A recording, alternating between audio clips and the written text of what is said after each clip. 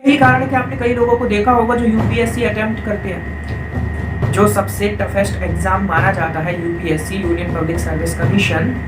उसमें कई लोग ऐसे होते हैं जो पहले अटेम्प्ट में, फर्स्ट अटेम्प्ट में ही अपने यूपीएससी को क्वालिफाई कर जाते हैं। ऐसे कई उदाहरण हैं, जैसे कि सैफिन हसन, जिन्होंने पहली बार यूपीएससी को अटेम्प्ट किया और फर्स्ट में अटेम्प्ट में ही आईपीएस रैंक को क्वालिफाई किया। वहीं कई लोग ऐसे होते हैं जो 4-4 अटेम्प्ट देते हैं, 5-5 अटेम्प्ट देते हैं, फिर भी उन्हें सफलता हासिल नहीं होती।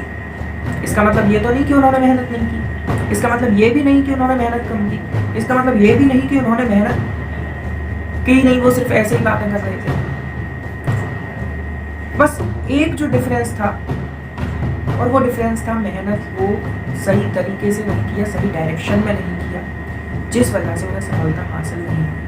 वहीं सैफिन हसन जी, जो कि आईपीएस ऑफिसर हैं, उन्होंने मेहनत को सही तरीके से, सही डायरेक्शन में, सही शिक्षकों की गाइडेंस में किया, और जिस वजह से उन्हें सफलता हासिल हुई। आपको भी ठीक वही करना है। देखिए, मेहनत करना एक अलग बात होती है, लेकिन मेहनत करने से पहले मेहनत कैसे करनी है उसकी प्लानिंग करना एक बहुत जरूरी है। अगर आपको कोई काम दे दिया जाए, एक आपने कहावत तो सुनी होगी, कुल्हाड़ी की धार में सफलता का सार।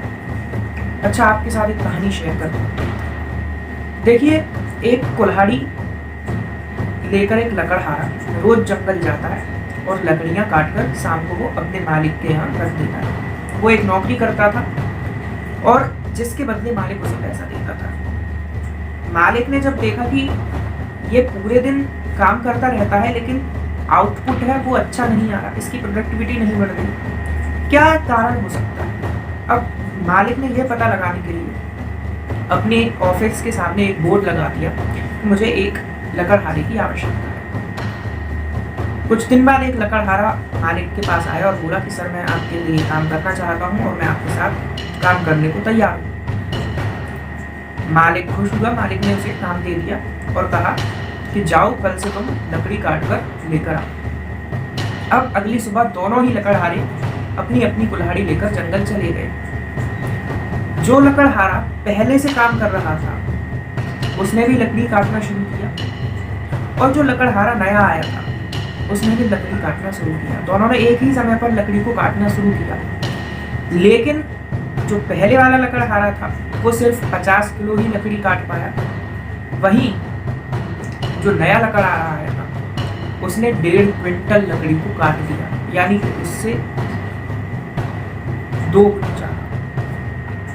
अब जब दोनों ही शाम को मालिक के पास पहुंचे तो मालिक ने अंतर देखा और मालिक चौंक गया। मालिक ने कहा, ये कैसे हो सकता है? यही जो मेरे साथ पहले से काम कर रहा था, इसके पास तो एक्सपीरियंस है, लेकिन फिर भी ये इतनी कम लकड़ी लेकर आया है, और ये नया जो लकड़हारा आया है इसके पास तो एक्सपीरियंस भी नहीं है, लेकिन ये ज़्यादा लकड़ी कैसे लेकर आ सकता है? तो उसने लकड़हारे से पूछा कि तुमने ऐसा क्या किया कि जो तुम इस लकड़हारे से ज़्यादा लकड़ी काट कर ला पाए? उसने सिंपल सी बात बताई कि महाराज, मैंने लकड़ी काटने से पहले की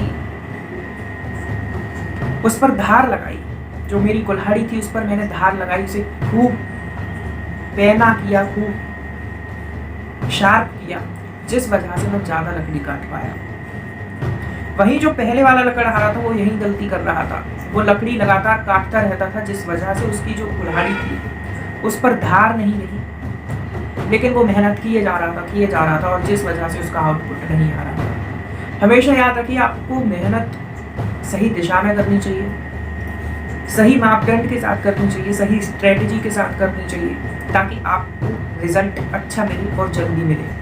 अगर आप वहीं उस लकड़हारे की तरह, ना आपको स्ट्रेटजी पता, ना आपको मापदंड पता, ना आपको दिशा पता, तो फिर कोई फायदा नहीं होगा। Wish you best of luck for your hard work. मेहनत करते रहो, सही दिशा में करते रहो, सफलता आपको जरूर मिलेगी। मिलता हूँ अगली वीडियो में, तब तक के लिए आप सभी का बहुत बहुत धन्यवाद।